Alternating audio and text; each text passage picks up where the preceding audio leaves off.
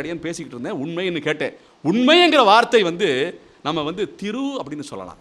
ஏன் அவன் ட்ரூங்கிறான், என்ன ட்ரூத்துங்கிறான், என்ன திருத்தக்க செல்வகமும் சேவகமும் யாம் பாடின்னு சொல்லி ஆண்டாள் பாடி வச்சிருக்கா. திருத்தக்க செல்வம்னா ட்ரூத்தை நோக்கிய பயணம், அந்த திருப்பாவையை நோக்கிய பயணம், அதான் ட்ரூன்னு சொல்கிறோம். எப்போவுமே நம்ம ரொம்ப குறைவாக இட போடுறோம் எதைன்னா சத்தத்தை. ஒரு சப்தம்ங்கிறது எப்படி தெரியுமா? இன்றைக்கி அடியேன் பேசுகிற இந்த சப்தம் எத்தனை வருஷம் வாழும்னு தெரியுமா? இன்றைக்கி அந்த அந்த ஒரு நதி பக்கமோ இல்லை ஒரு குளம் பக்கமோ போனோம்னா ஒரு கல்லை தூக்கி போடுங்க, என்ன அந்த அலை எவ்வளோ தூரம் போகும் நம்மளால் கணிக்க முடியுமா? அந்த அதிர்வு இருக்குல்ல, அந்த அதிர்வு தாங்க சப்தம் எல்லாமே.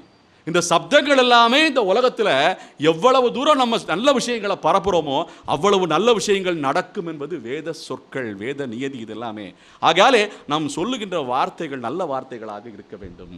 ஏன்னா நாம் சொல்லுகின்ற சொற்கள் நல்ல மங்களமான சொற்களாக இருக்க வேண்டும். ஆகையாலே இந்த 30 பாசரங்களுமே அது போன்ற நன்மைகளை மங்களங்களை ஏற்படுத்தக்கூடிய பாசரங்கள் என்பதை புரிந்து கொள்ள வேண்டும். அதனால தான் நம்ம மனசுக்குள்ளே இந்த பாசரங்களை சொல்லிக்கலாம்.